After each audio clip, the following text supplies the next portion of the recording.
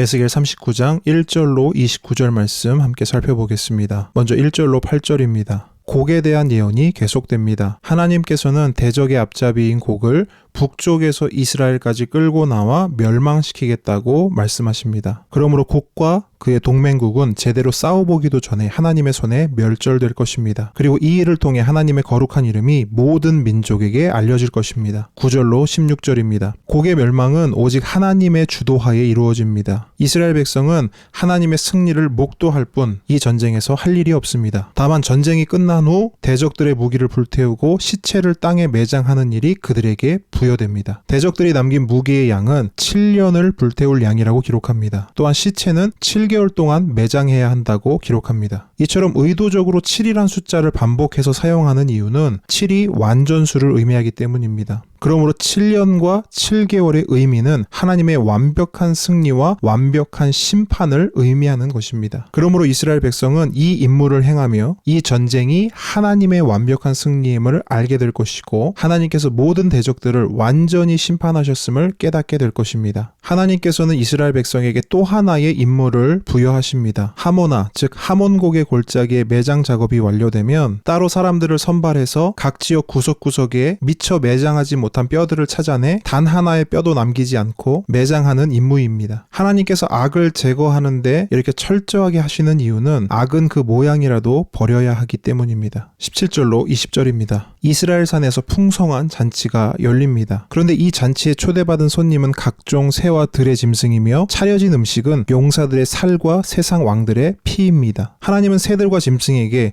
대적의 살과 피를 배불리 먹으라고 말씀하십니다. 이것은 곡에 대한 하나님의 최종적 심판입니다. 하나님께서는 피와 기름을 먹는 것을 원칙적으로 금하셨지만 곡의 완전한 멸망과 하나님의 대적이 맞이하는 결과를 선명하게 보여주시기 위해 피를 먹는 것을 일시적으로 허용하십니다. 21절과 22절은 모든 민족들이 하나님께서 곡의 군대에 행한 심판을 보고 그분을 인정하게 되고 이스라엘도 그분을 자기들의 하나님인 줄 알게 될 것이라고 말씀하고 있습니다. 그리고 23절부터는 다시 원래의 주제, 즉 33장부터 37장까지 이어져 오던 회복의 메시지로 흐름이 다시 돌아옵니다. 하나님께서는 먼저 이스라엘의 멸망이 자신의 무능함 때문이 아니라 이스라엘의 죄악 때문임을 말씀하십니다. 그리고 이스라엘의 더러움과 범죄를 더 이상 지켜볼 수 없어 하나님께서 얼굴을 가릴 수밖에 없었다고 말씀하십니다. 그러나 하나님은 끝까지 얼굴을 가리지 않으시고 이제는 얼굴을 드셔서 이스라엘 백성들을 구원하실 것을 말씀하십니다. 그 이유는 오직 하나님의 거룩한 이름을 위한 열심 때문입니다. 또한 자신이 선택한 이스라엘을 향한 그분의 끝없는 긍휼과 사랑 때문이라고 말씀하십니다. 그런데 그 긍휼과 사랑이 얼마나 큰지 돌아온 이스라엘 백성들은 자신들이 저질렀던 모든 죄와 모든 부끄러운 기억이 사라질 것이라고 말합니다. 어떤 긍휼이고 어떤 사랑이길래 모든 죄와 부끄러운 기억이 사라질까요? 저는 이 말씀을 보면서 예수 그리스도의 십자가가 연상되었습니다. 예수 그리스도가 하나님의 열심의 결정체이기 때문입니다. 예수 그리스도의 죽음과 부활하심이 하나님의 긍휼과 사랑의 핵심이기 때문입니다. 27절로 29절입니다. 예수 그리스도의 십자가를 연상케 하신 하나님의 말씀에 이어 또 한 번 예수 그리스도를 연상케 하는 말씀을 하나님께서 선포하십니다. 27절로 28절을 보면 하나님께서는 한 사람도 이방에 남기지 않겠다고 말씀하십니다. 여러분, 이 일이 누구를 통해 가능할까요? 누구를 통해 성취될 수 있을까요? 바로 예수 그리스도입니다. 요한복음 6장 39절에 보면 예수님께서 이렇게 말씀하십니다. 나를 보내신 이의 뜻은 내게 주신 자 중에 내가 하나도 잃어버리지 아니하고 마지막 날에 다시 살리는 이것이니라. 아멘. 또한 29절을 보면 하나님께서는 다시는 얼굴을 가리지 않겠다고 말씀하십니다. 그 이유가 무엇입니까?